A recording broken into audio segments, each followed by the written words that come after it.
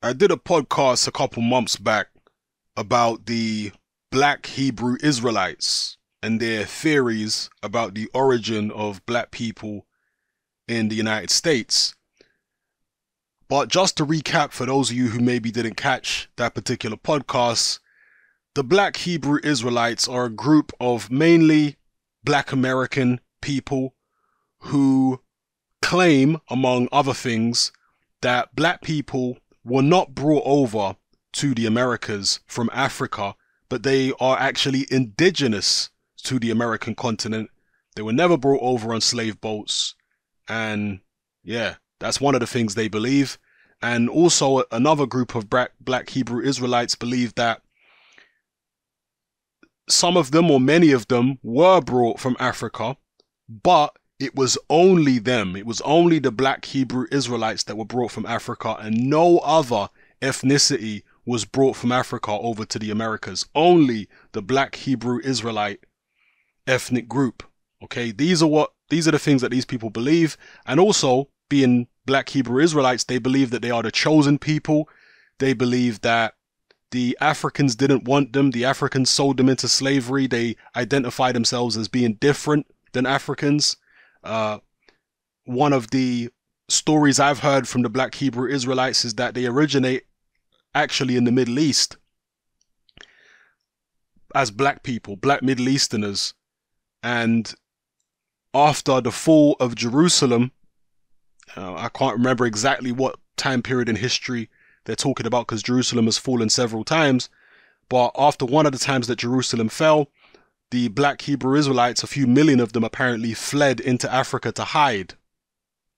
And they set up civilizations in West Africa.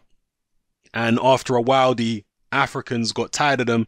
And when the Europeans came, they sold the black Hebrew Israelites into slavery. So this is the narrative, or a couple of the narratives, that is being pushed by these black Hebrew Israelites. You can see them here dressed up in these costumes and whatnot.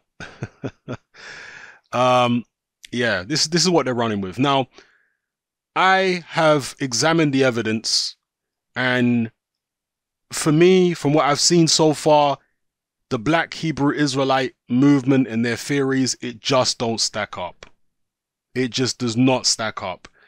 One of the main claims that the black Hebrew Israelites make is that they are ethnically different from Africans, and they will often put up a picture of some African from a particular ethnic group who looks very, very different to the average black American. And they'll say, see, this is what Africans look like, and we don't look like that. It's a very disingenuous thing to do because there are many different phenotypes and ethnicities within the enormous continent of Africa. Not all Africans look the same. There are many, many different looks among the native people of that continent. So in this video, in this podcast, I'm going to show you the three main phenotypes, or if you prefer, the three main sub-races which exist within Africa. Okay, sub-races meaning there are the overall race is black, is African, Negroid, whatever you want to call it. That's the overall race, but there are sub-races within it. Okay, and those sub-races or those phenotypes look very different from each other, and I'm going to show you in this video. Now, I'll get back to the black Hebrew Israelites and black Americans and also black Caribbeans, because they're all essentially the same people. They have the same origins essentially. So I'll come back to them, but what I'll say to you is I've seen no evidence at all, none, that the black people in the Americas and the Caribbean do not source from Africa. Anyway, let's get on to the three main phenotypes or sub-races in Africa. The most common, or one of the most common phenotypes in Africa, certainly in West Africa, maybe the most common, and probably the most well-known African or black phenotype, is the Bantu phenotype. Now, the Bantu is a language group, okay, but it can also be classed as a phenotype because most Bantu people have a range of physical characteristics which fit within a certain set of parameters, okay? Here's a picture of some Bantu people in Congo. They look like the typical black people you would see in West Africa, in places like Nigeria, Ghana, in America. There are plenty of black Americans who look like this, plenty of them. A lot of black Americans and Caribbeans have a lot of mixture in them from white and also Native American, and in the Caribbean also Chinese. So there are plenty of black Americans who look lighter than this too and have slightly different features, but there are plenty of black Americans who look exactly like this even today. Black Americans, Caribbeans, etc., in the mainstream narrative of how black people arrived in the Americas, most black Americans and Caribbeans are of Bantu origin. Yeah, so this is how Bantu people look. They look like what in the Western world would be classed as the typical black person. That's the kind of features they have. Yeah. See if there's any more pictures here of Bantu people. The image search. You know, this is how, not all of these people are Bantu, but most of them, I mean, Somali Bantus, the Yoruba nation. The Yoruba is a very large tribe, if you can call it that, even a nation in Nigeria, and they're Bantu people. So if you look at the way Yoruba people look, you see the look, it's the typical, stereotypical even, way that you expect black people to look in the Western world, alright? In terms of their facial features, the kind of coloration of their skin, these are the Bantu people, yeah? Now, the other phenotype, the second phenotype that you find in Africa, the second major phenotype, is the Nilotic people. Okay, now Nilotic people look very different from Bantu people, very different. Nilotic people tend to be much darker in terms of their skin, much taller than Bantu people in terms of their height, and much more slender. The distribution of Nilotic people is mainly in East Africa, particularly in northern Uganda, southern Sudan, some of them in Kenya, etc. And, you know, it shows you on a map here. Whereas just to go back to the Bantu people are found, well, throughout Central Africa and also in West Africa. I can tell you there's a lot of Bantu people there. But the Nilotic people, mainly in this region and surrounding regions in less dense numbers. Now, to show you how Nilotic people look compared to Bantu people, here, these are Nilotic people. See, let me just bring the Bantu one over here. Okay, where are the Yorubas? Like the Yoruba people here, these are Bantu people, right? Nilotic people. Nilotic people tend to be taller and thinner than Bantu people. They tend to have less hair, less body hair, and even the hair on their heads doesn't grow as long as Bantu people. See, even this woman here, very tall, extremely dark skin. You see, darker than Bantu people, extremely dark skin, tall and thin. These are the Nilotic people. And Nilotic people tend to excel in long distance running when it comes to athletics. Yeah.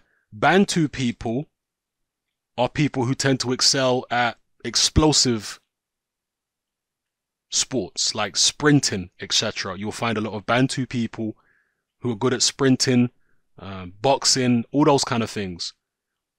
So you'll find them in those sports, but you'll find very few Nilotic people in things like sprinting because their phenotype is not conducive to sprinting. You will find them doing long distance. Yeah, this is another way you can differentiate between Nilotic people and Bantu people. The phenotype, the actual physical type is different, and therefore it's better at different things.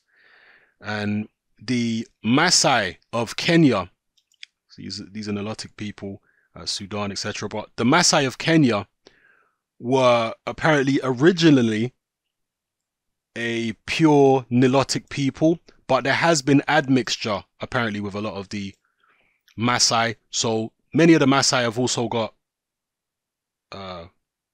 Bantu blood in them as well, not just pure Nilotic blood.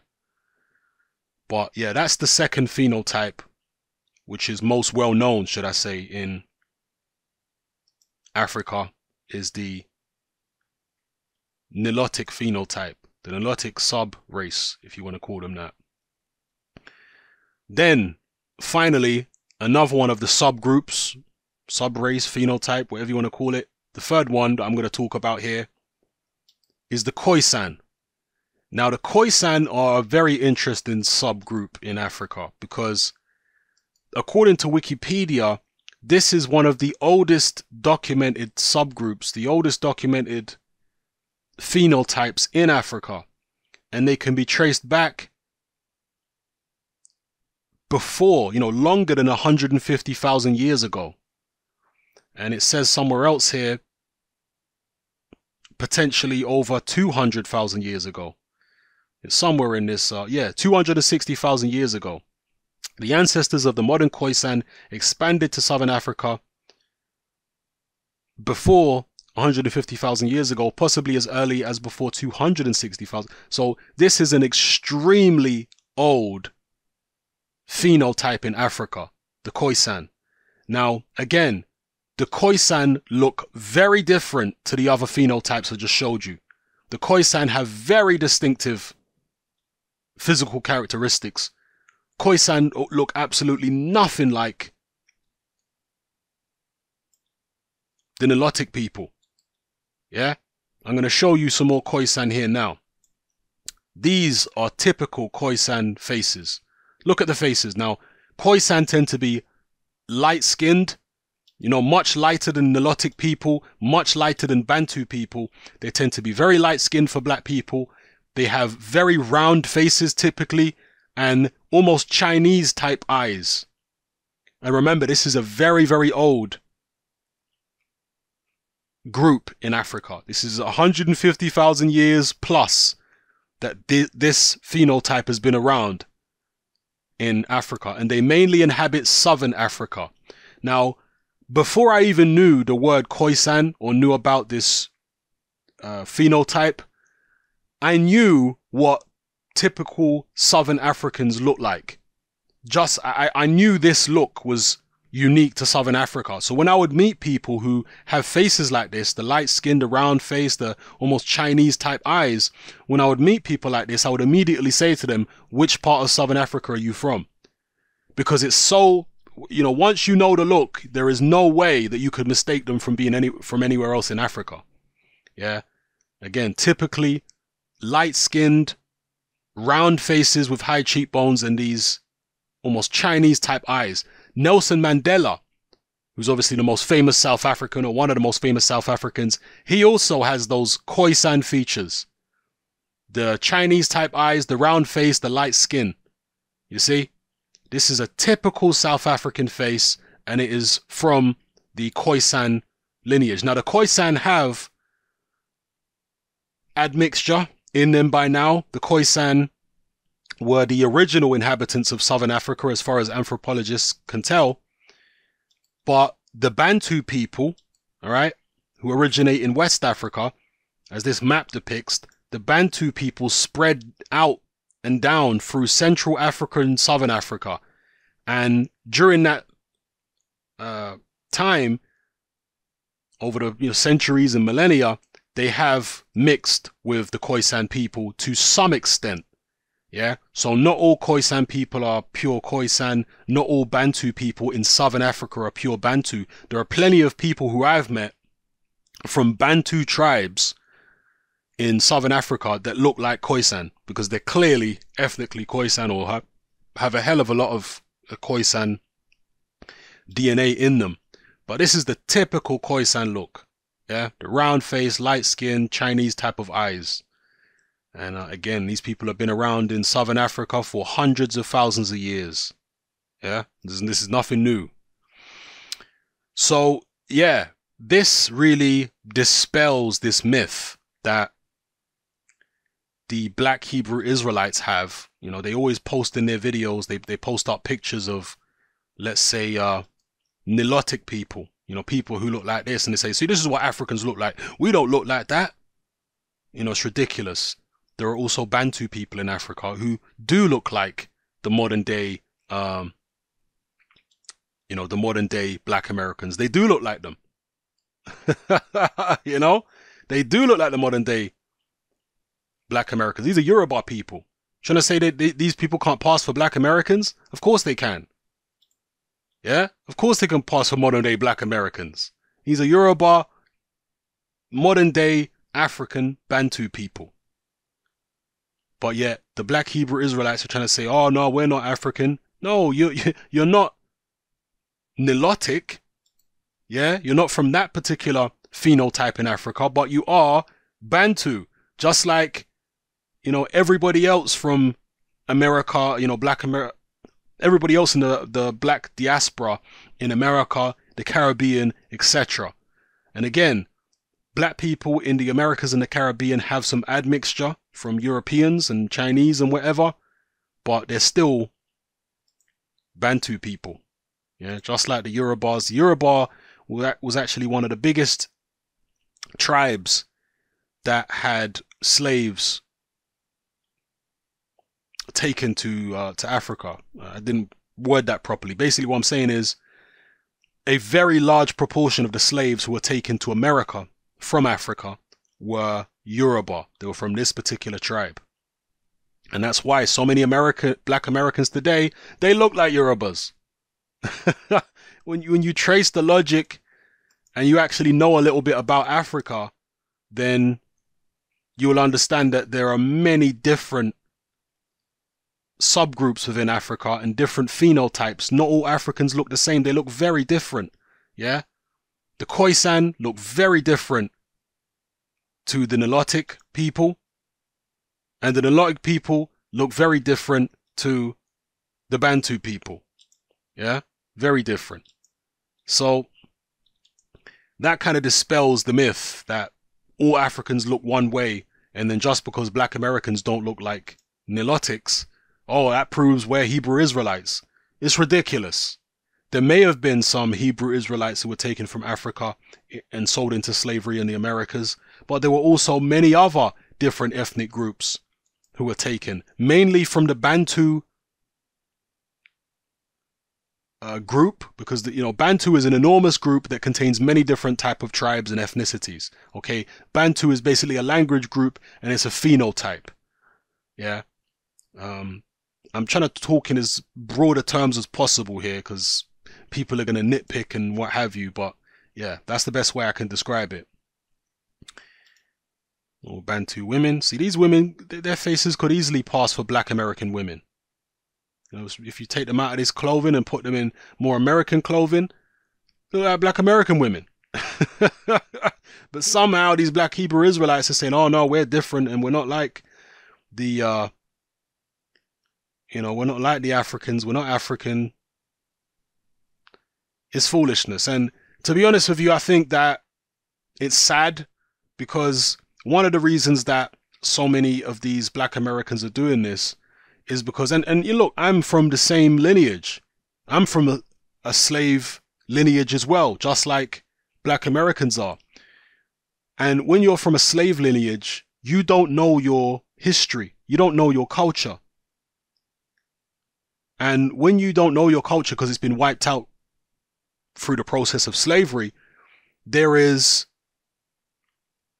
a temptation to invent your history and invent a grandiose history. Since you don't know it, since your history is basically a blank slate prior to slavery, for most, people in the Americas and the Caribbean, prior to slavery, our history is a blank slate. We don't know it. We can't trace it. So there's this temptation to fantasize and create some grandiose origins for ourselves and say, oh, well, we're actually better than the Africans. We're the chosen people. And that's why we went through all the slavery. And that's why this and that happened to us. And, to hell with the Africans, we're better than them. There tends to be this temptation to do that. Black Americans and, to a lesser degree, Caribbeans are, for the most part, disconnected from Africa and African culture. This is something that I've found throughout my life, and I find it sad because I've never been like that. I've always been someone who's very interested in African culture. I've always been someone who wanted to reconnect with my lost history, my lost ancestry. But most Black Americans are not like that in this day and age, certainly. They're not interested in reconnecting with their lost history, or you're trying to discover their lost history. They'd rather make up some history. They'd rather make up this idea that they were special people who either are indigenous to the Americas or they were specifically selected from the Americas because they're special. There's a lot of embellishment going on. Embellishment on steroids is going on when it comes to this Black Hebrew Israelite thing. Look at these guys, man. Look at these costumes. They look ridiculous.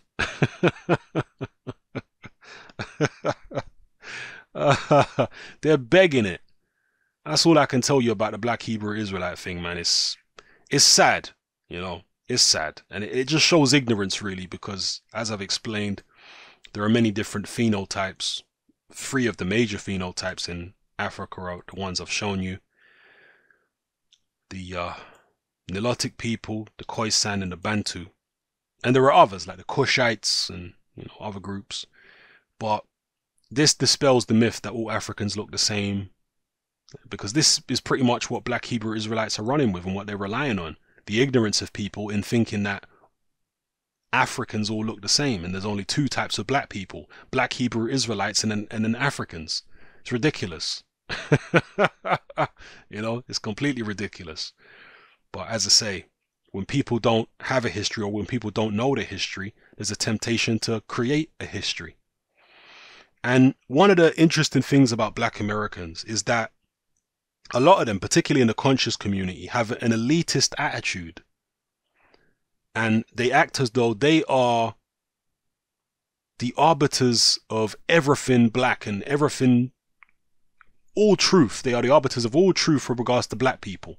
This is how a lot of Black Americans in the Black conscious community behave, And the irony of it is that Black Americans culturally are more white European than they are Black African. Facts.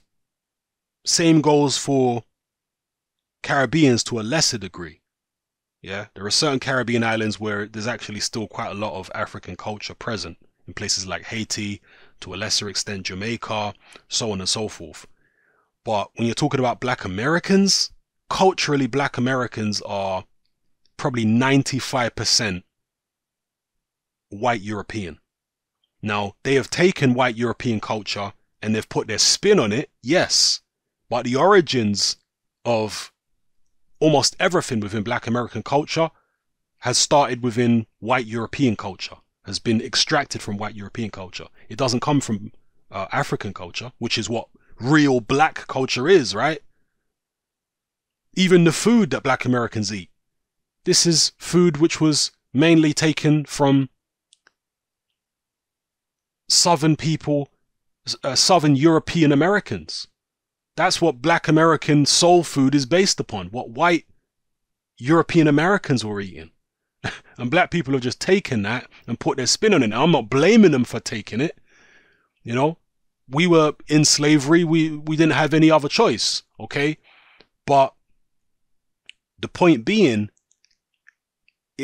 how can you be out there acting like you're the arbiter of all things black and you're the authority on everything black when your culture is so far removed from African culture? It's unbelievable. And I think this might be another one of the reasons why a lot of Black Americans want to distance themselves from Africa and invent a whole, new history for themselves.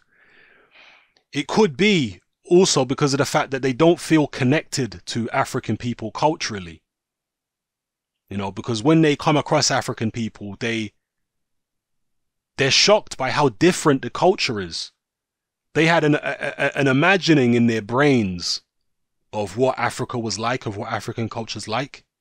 But the reality of it is very, very different. See, most black Americans don't know a lot of Africans. It's not like in the United Kingdom, in places like London, where the vast majority of black people in London now are actually of direct African lineage. Either they were born in Africa or their parents were born in Africa. Caribbean people are now a minority in London in the black community. So everybody knows Africans. Yeah? In the black community in London. And so when you start associating with Africans, socializing with you, you learn about their culture, you learn about their ways, and it's very different to black American culture. Caribbean culture is a little more similar to African culture. Even the food in Caribbean culture is more similar to African food. But with black Americans, it's 95% based upon white European culture, you know, from just everything about it. You know, everything about it.